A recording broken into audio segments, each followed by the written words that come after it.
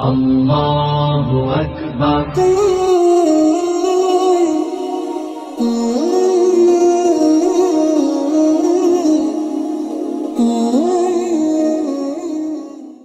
بسم اللہ الرحمن الرحیم، الحمدللہ رب العالمین، الرحمن الرحیم، مالک یوم الدین۔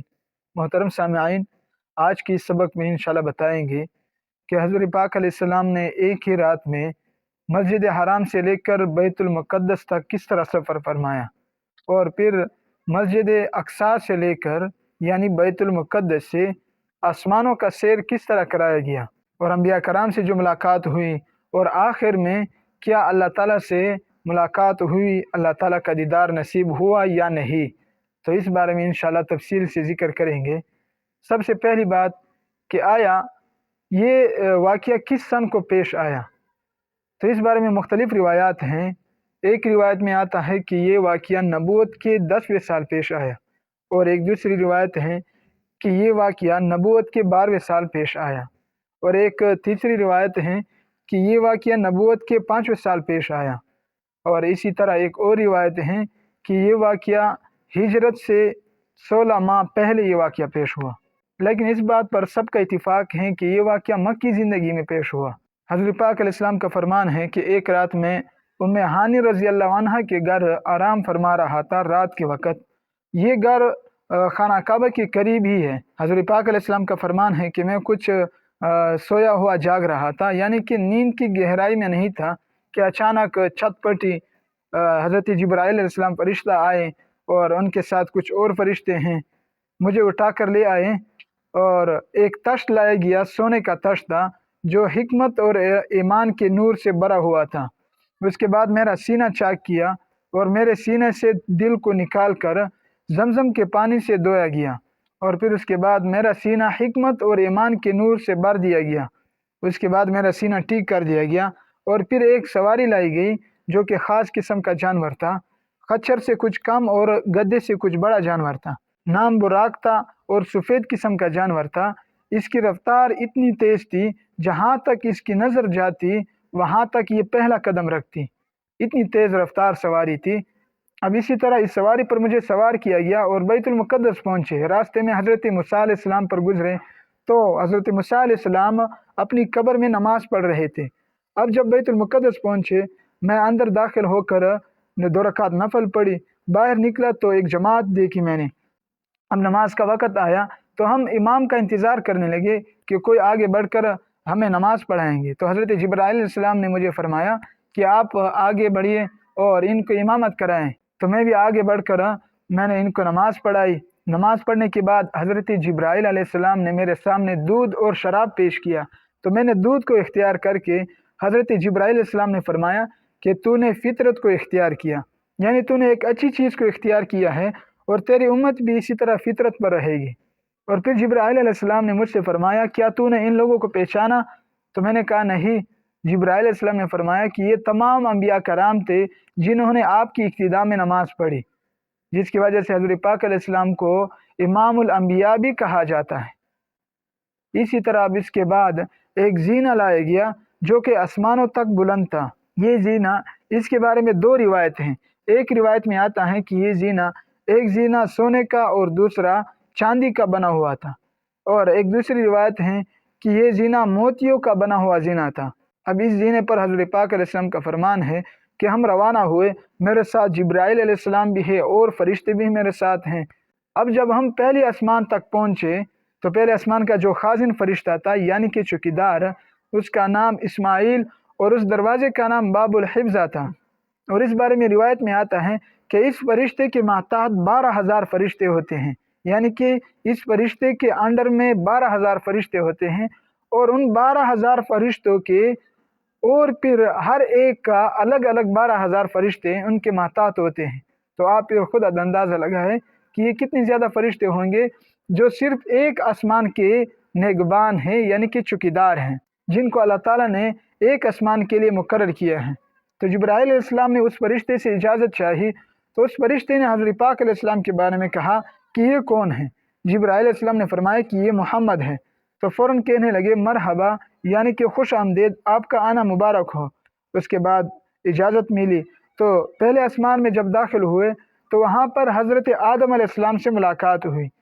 حضرت آدم علیہ السلام کو سلام کیا تو حضرت آدم علیہ السلام نے مرحبا بک من ابن واخی کہا، یعنی کہ خوش آمدید۔ اب اسی طرح آگے چل کر دوسرے آسمان پر پہنچے تو وہاں پر بھی فرشتہ مقرر تھا، ان سے اسی طرح کلام ہوا تو انہوں نے بھی مرحبا کہہ کر اجازت ملی۔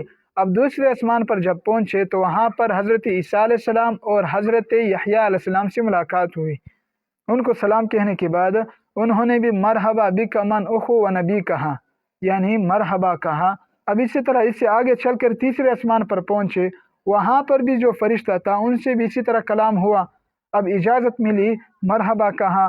تو تیسرے آسمان پر جب پہنچے وہاں پر حضرت یوسف علیہ السلام سے ملاقات ہوئی۔ حضرت یوسف علیہ السلام کو سلام کرنے کے بعد انہوں نے بھی مرحبا بک من اخو و نبی کہا۔ اب اسی طرح آگے چل کر چوتھے آسمان پر جب پہنچے تو وہاں پر بھی حضرت ادریس علیہ السلام سے ملاقات ہوئی، ان سے بھی اسی طرح کلام ہوا، یعنی کہ انہوں نے مرحبا کہا۔ اور اب آگے چل کر پانچویں آسمان پر جب پہنچے تو وہاں پر حضرت ہارون علیہ السلام سے ملاقات ہوئی، اور اس سے آگے چل کر چھٹے آسمان پر جب پہنچے تو وہاں پر حضرت موسیٰ علیہ السلام سے ملاقات ہوئی۔ اسی طرح آگے چل کر ساتویں آسمان پر جب پہنچے تو وہاں پر حضرت ابراہیم علیہ السلام سے ملاقات ہوئی۔ حضرت ابراہیم علیہ السلام کو سلام کیا۔ اس وقت حضرت ابراہیم علیہ السلام بیت المعمور سے ٹیک لگائے ہوئے بیٹھے تھے، تو انہوں نے بھی مرحبا بک من ابن و نبی کہا۔ اب یہاں پہ بھی حضرت ابراہیم علیہ السلام نے بیٹے کا لفظ استعمال کیا، کیونکہ حضرت پاک علیہ السلام یہ حضرت ابراہیم علیہ السلام کی نسل میں سے ہیں، اور باقی جو انبیاء تھے انہوں نے بائی کا لفظ استعمال کیا، یعنی کہ جو ہمارے بھائی ہیں اور نبی ہیں۔ اس بیت المعمور کے بارے میں ذرا سنیں۔ یہ بیت المعمور خانہ کعبہ کی صدائی پر 7ویں آسمان سے اوپر ایک عبادت گاہ ہے فرشتوں کے لیے۔ اس بارے میں روایت میں آتا ہے کہ یہ بیت المعمور یہاں پر روزانہ 70,000 فرشتے داخل ہوتے ہیں اللہ تعالیٰ کی عبادت کے لیے، اور پھر قیامت تک ان کی باری نہیں آتی۔ تو پھر آپ خود اندازہ لگائیں کہ یہ کتنی زیادہ فرشتے ہوں گے جو کہ اللہ تعالیٰ نے عبادت کے لیے ان کو پیدا کیا ہے۔ اب بیت المعمور سے آگے چل کر ایک درخت تک پہنچے۔ اس درخت کا نام سدرۃ المنتہا ہے۔ سدرہ کہتے ہیں بیر کو، اور منتہا کہتے ہیں انتہا کو، یعنی کہ یہ درخت مخلوق کے علم و شعور کی آخری انتہا ہے۔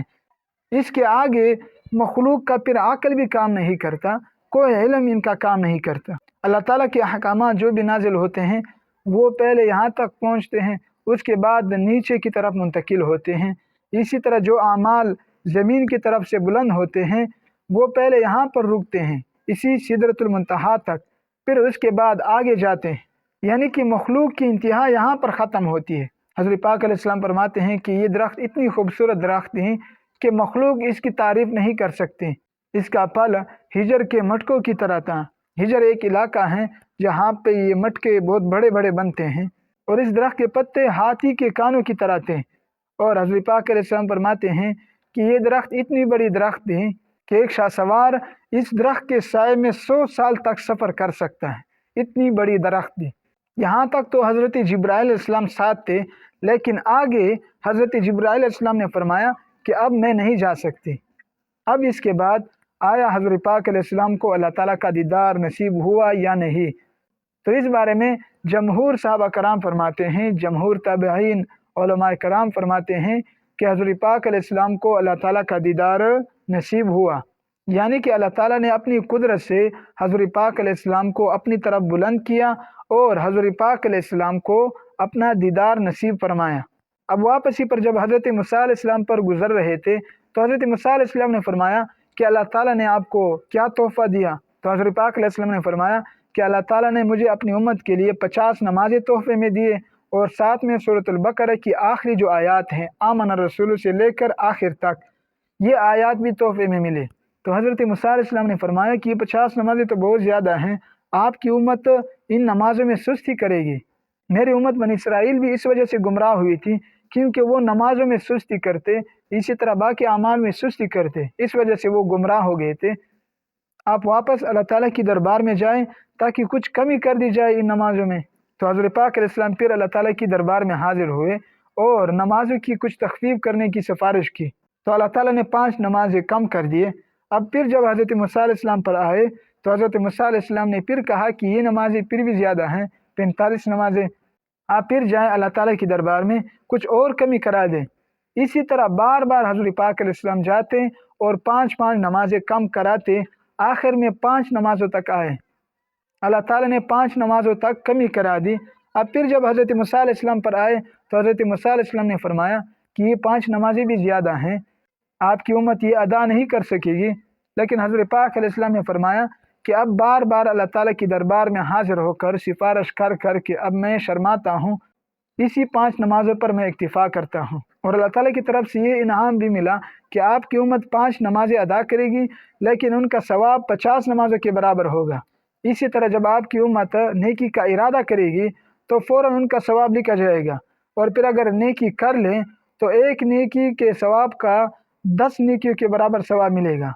इसी तरह अब गुनाह का जब अगर इरादा करेंगे तो गुनाह नहीं लिखा जाएगा, अगर गुनाह हुआ तो फिर सिर्फ एक गुनाह लिखा जाएगा। और साथ में अल्लाह ताला की तरफ से ये इनाम भी मिला कि आपकी उम्मत के जो कबीरा गुनाह है वो भी माफ़ कर दिए जाएंगे, यानी कि अगर वो तौबा करेंगे तो इनको माफ़ कर दिया जाएगा सिवाय शिर्क के, और इनको हमेशा के लिए जहन्नम में नहीं रखा जाएगा, बल्कि सज़ा भुगतने के बाद इनको जन्नत में दाखिल कर दिया जाएगा। तो हज़रत पाक अलैहिस्सलाम बहुत खुश हुए। अब इसी तरह आसमानों से वापस आकर मक्का मुकरमा पहुँचे। ये एक ही रात में मस्जिद हराम से लेकर बैतुल मुक़द्दस तक भी पहुँचे, और बैतुल मुक़द्दस से फिर आसमानों का सैर भी कराया गया, और साथ में जन्नत का नज़ारा और जहन्नम का मंजर भी दिखाया गया। अब जब सुबह के वक़्त हज़रत पाक अलैहिस्सलाम उठे तो कुरैशियों से कहा, कुरैश ने फ़ौरन तकज़ीब की कि नहीं, एक ही रात में कैसे हो सकता है कि आप मस्जिद हराम से लेकर मस्जिद अक्सा तक पहुँचे और फिर आसमानों का सैर करें। तो वो नहीं मान रहे थे, लेकिन कुरैशियों का जो तिजारत था वो मुल्क शाम जाकर वहाँ पर तिजारत करते। तो कुरैश कई बार मुल्क शाम गए थे, वहाँ पर बैतुल मुक़द्दस उन्होंने देखा हुआ था, और इसी दौरान में एक काफ़िला भी मुल्क शाम गई थी और वापसी पर इन्हीं दिनों में अपने इलाके पहुँच चुके थे। तो फ़ौरन ये सवालात उठाने लगे कि अगर आपने बैतुल मुक़द्दस को देखा है तो आप हमें बैतुल मुक़द्दस की निशानियाँ बताएं, यानी कि दरवाज़ों के बारे में, सतूनों के बारे में। तो हज़रत पाक अलैहिस्सलाम फरमाते हैं कि मैं बहुत बेचैन हुआ, क्योंकि मैंने तो बैतुल मुक़द्दस देखा था, लेकिन उनकी दरवाज़ों की तरफ, सतूनों की तरफ तो गौर नहीं किया था कि दरवाजे कितने हैं, किस किस तरफ लगे हुए हैं, सतूनें कैसे बनी हुई हैं। तो मैं परेशान हुआ। अल्लाह ताला की तरफ से मुझे बैतुल मुक़द्दस बिल्कुल सामने करा दिया गया। अब जो सवालात भी कुरैश मुझसे करते मैं फ़ौरन उनका जवाब देता। इसी तरह जो सवालात भी इन्होंने मुझसे किए तो मैं बैतुल मुक़द्दस को देखकर फ़ौरन उनका जवाब दे देता। ये बात हज़रत अबू बकर सिद्दीक़ रज़ी अल्लाह अन्हु को भी कही गई कि आपका दोस्त कहता है कि मैं एक ही रात में बैतुल मुक़द्दस तक पहुँचा। तो हज़रत अबू बकर सिद्दीक़ रज़ी अल्लाह अन्हु ने फरमाया कि अगर हज़रत पाक अलैहिस्सलाम ने ये बात कही है तो मैं इस बात की तस्दीक करता हूँ।